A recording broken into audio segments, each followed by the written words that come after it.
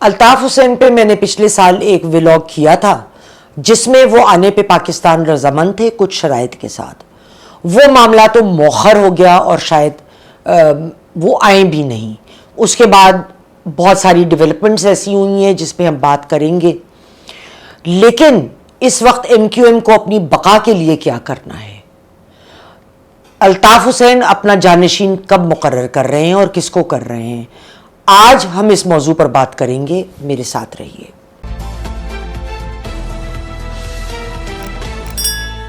پچھلے سال میرا ایک پروگرام جس کو بہت لوگوں نے دیکھا اور بڑی پذیرائی ملی، جب ہم نے یہ بات کری تھی کہ الطاف حسین کو اسٹیبلشمنٹ واپس لانا چاہ رہی ہے کیونکہ وہ کراچی میں پی ٹی آئی کی طاقت کو کاؤنٹر کرنا چاہ رہی تھی. الطاف حسین راضی بھی ہو گئے تھے مگر کچھ شرائط پر. مگر ان کے جو چاہنے والے ہیں وہ نہیں چاہتے تھے الطاف حسین واپس آئے، اور وہ بات ایک طرح سے ان کی جائز بھی تھی کیونکہ ان کا سمجھنا یہ تھا، ان کی سوچ یہ تھی کہ الطاف حسین پہ بہت سارے کیسز ہیں. اس میں مرڈر کا بھی کیس ہے، اس میں ٹیررزم کا ہے، اس میں ہیٹ سپیچ ہے، اس میں انسائٹمنٹ ٹو وائلنس ہے، ٹریزن ہے، اور کسی بھی وقت اگر وہ آتے ہیں اور بوقت ضرورت ان کے گلے میں پڑ سکتا ہے. وہ اسی معاملے کو لے کے، انہی کیسز کو لے کر اینٹی ٹیررزم کورٹ نے ان کو ایبسکانڈر بھی قرار دیا ہوا ہے. اسی لیے وہ 1992 سے سیلف ایگزائل میں لندن رہ رہے ہیں. اب ہم آج کی صورت حالات پہ نظر ڈالتے ہیں. اس وقت عمران خان صاحب جیل میں ہیں. ان کی پارٹی خود بخود توڑ پھوڑ کا شدید شکار ہو چکی ہے.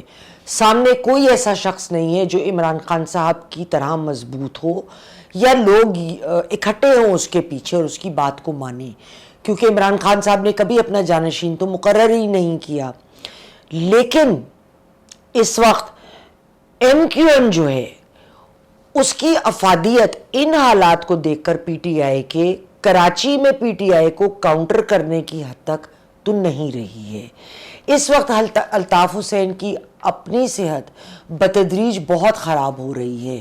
10 جولائی کو مجھے خبر آئی تھی کہ وہ ہسپتال میں داخل تھے. ان کے کوئی یہ کارڈیاک ریلیٹڈ پرابلمس تھے اور ان کا پیر بہت تکلیف میں تھا because he is a diabetic, اور یہ ان کا پیر کا پرانا مسئلہ ہے. جب شوگر وغیرہ آپ کی کنٹرول نہیں ہوتی تو یہ مسائل بہت ہو جاتے ہیں. اور پھر 2021 میں ان کو کووڈ-19 بھی ہوا تھا. تو ہم نے بھی یہاں ارد گرد دیکھا کہ بہت سارے لوگ جن کو کووڈ-19 ہوا وہ بہت تو بالکل ٹھیک ہو گئے، جن کو ہلکا پھلکا ہوا، اگر زیادہ شدید ہوا تو پھر وہ 100% پہ آئے بھی نہیں تھے. اب ایم کیو ایم کے موجودہ حالات کیا ہیں، ہم اس پہ تھوڑی سی بات کر لیتے ہیں نا. الطاف حسین ایک بہترین خطیب ہیں. الطاف حسین نے ڈی ایچ اے کراچی میں جب پہلا ڈیفنس ہاؤسنگ اتھارٹی میں خطاب کیا تھا، یہ 1988-1989 کی بات ہے. حلیم صدیقی جو زمانے میں پی ایم ایل این میں تھے ان کے گھر پہ ہوا تھا اور میں بذات خود وہاں موجود تھی.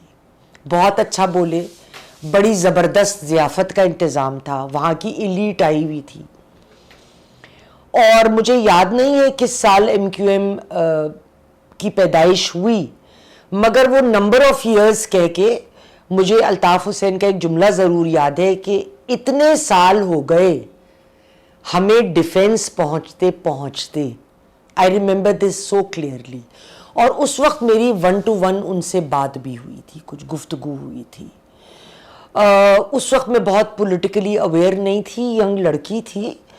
تو بہرحال بڑا اچھا لگا. وہ الطاف حسین کا تو آج کل بڑا نام آ رہا ہے، ہماری تو ان سے بات ہو گئی.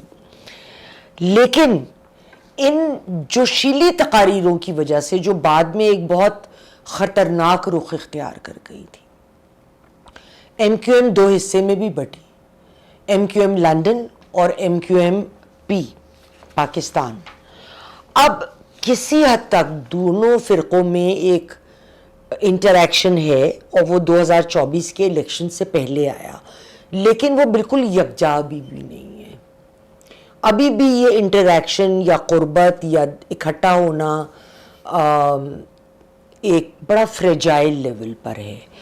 اس وقت کراچی کے حالات بہت خراب ہیں اور جو زمینی حقائق ہیں اس میں پانی کی کمی ہے, اس میں پبلک ٹرانسپورٹ ہے, لا اینڈ آرڈر سچویشن کا تو آپ پوچھیے ہی نہیں کراچی کا. تو کراچی کے لوگ جو بھی لیڈرشپ آتی رہی ہے ان سے بہت ان کا دل بھر چکا ہے, اور اگر ایم کیو ایم کو بہت زور سے واپس آنا ہے, دیکھیے ووٹ بینک ان کا ہے.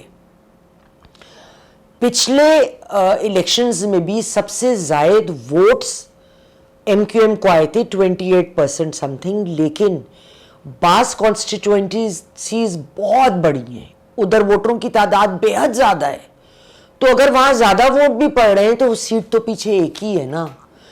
تو لیکن اب جوشیلی تقاریر سے فرق نہیں پڑے گا.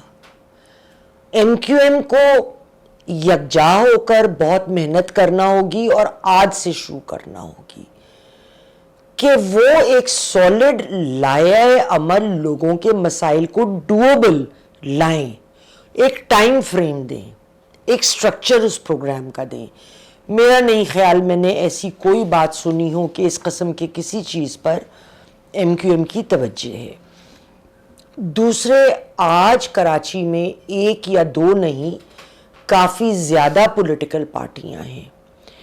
آج بھی الطاف صاحب کے چاہنے والے بڑے, مگر ان کو کوئی ہارنس نہیں کر رہا.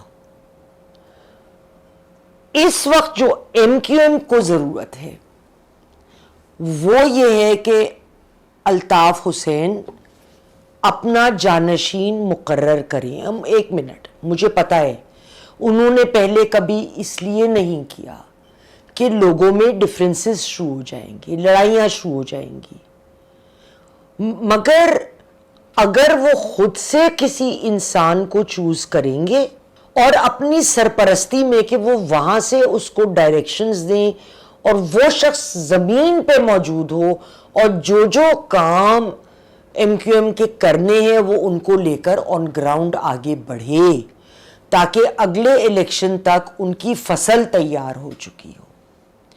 تو یہ اب کرنے کی بہت ضرورت ہے, ورنہ ہوگا کیا کہ ایم کیو ایم بھی مجھے لگتا ہے کہ اسی بیماری کا شکار ہے جس بیماری کا ہماری متعدد پارٹیاں ہوئیں.